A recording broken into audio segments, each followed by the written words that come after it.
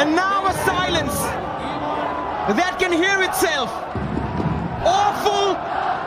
Kerala Blasters തോൽവിക്ക് മുകളിൽ തോൽവികൾ ഏറ്റുവാങ്ങുമ്പോൾ ഒരു കാലത്ത് ആവേശഭരിതരായിരുന്ന ആ ഗാലറി നിശബ്ദമാകുന്നു.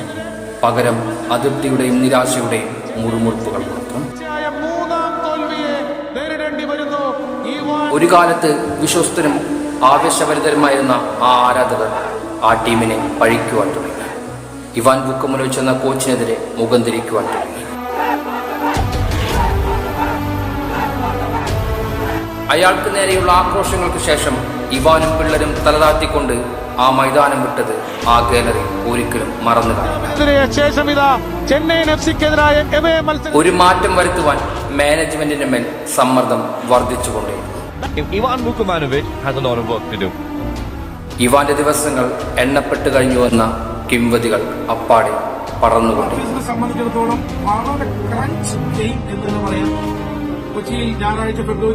അങ്ങനെ ഒരുപാട് ചോദ്യങ്ങൾക്കുള്ള മറുപടി നൽകാനുള്ള ആ മത്സരം കൊച്ചിയുടെ മൈതാനത്ത് ആരംഭിക്കാൻ സമയമായി.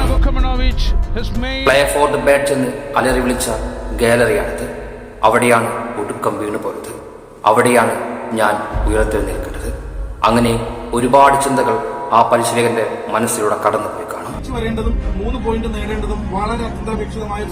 എന്നാൽ പക്ഷേ എല്ലാ പ്രതീക്ഷകളെയും തകർത്തെറിഞ്ഞുകൊണ്ട് വിധി അയാൾക്ക് മുന്നിൽ മറ്റൊരു ക്രൂരമായ നിമിഷം സൃഷ്ടിക്കപ്പെടുന്നു.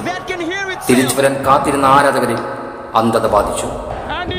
മത്സരത്തിന്റെ 20 മിനിറ്റുകളാകുമ്പോഴേക്കും ബ്ലാസ്റ്റേഴ്സ് 2 ഗോളുകൾക്ക് പുറകിലാകുന്നു.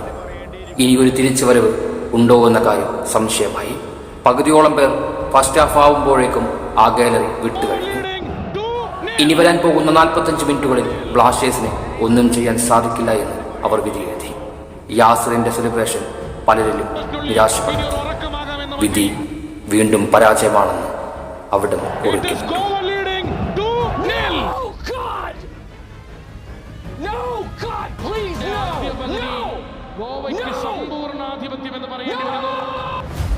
എന്നാൽ പിന്നീട് ഫുട്ബോൾ ലോകം സാക്ഷിയായത് മറ്റൊരു ചരിത്രമായിരുന്നു. മുൻവിധികളെ വെല്ലുവിളിച്ചുകൊണ്ട് കേരള ബ്ലാസ്റ്റേഴ്സ് സ്വന്തം തട്ടകത്തിൽ ഉയർത്തെഴുന്നേൽക്കുന്നു. 2 ഗോളുകൾക്ക് പുറകിൽ നിന്ന മത്സരം 4 ഗോളുകൾ അടിച്ചുകൊണ്ട് തിരിച്ചു.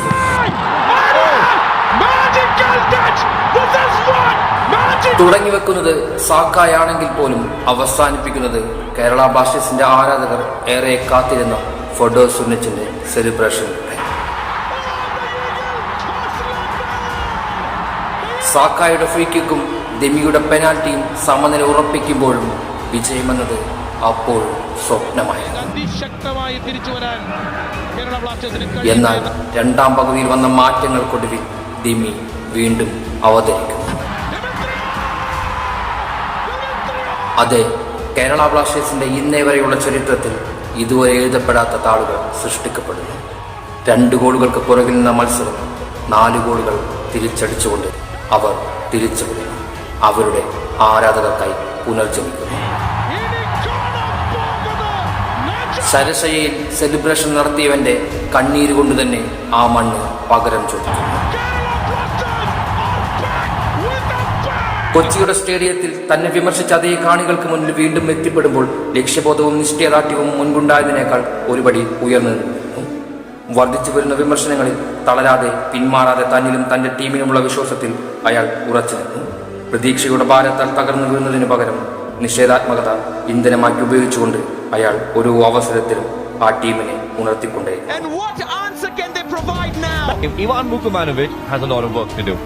രണ്ട് ഗോളുകൾക്ക് പുറകെ നിൽക്കുമ്പോഴും പ്രതികൂല സാഹചര്യങ്ങൾ ഉടലെടുത്തപ്പോഴും അയാൾ ശാന്തനായി നിലകൊണ്ടു.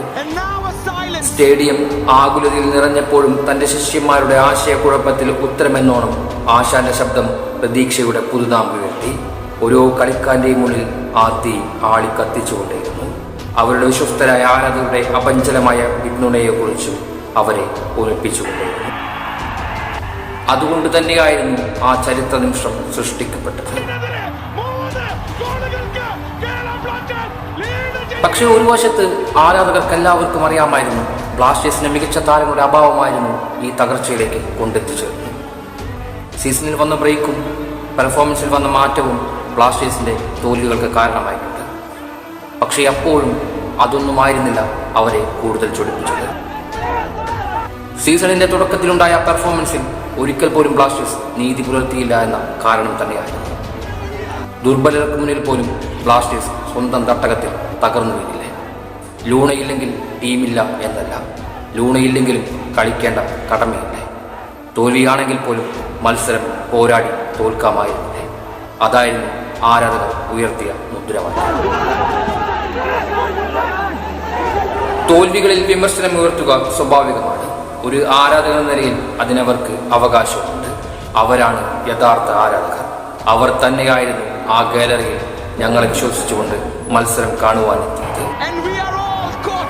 കൊച്ചിയുടെ ഹൃദയഭാഗത്ത് മഞ്ഞയിൽ ഉന്മത്തമായ ഗാലറിക്ക് നടുവിൽ ഞങ്ങൾ പോരാടി ജയിച്ചത് അവർക്ക് വേണ്ടിയാണ്. 2 ഗോളുകൾക്ക് പുറകെ നിന്ന് പിന്നീട് തിരിച്ചു വന്നതും അവർക്ക് വേണ്ടിയാണ്. അവർക്ക് വേണ്ടിയാണ് ഞങ്ങൾ പോരാടിയത്. അങ്ങനെ ബ്ലാസ്റ്റേഴ്സ് വീണ്ടും ആരാധകർക്ക് വേണ്ടി പുനർജനിക്കുന്നു.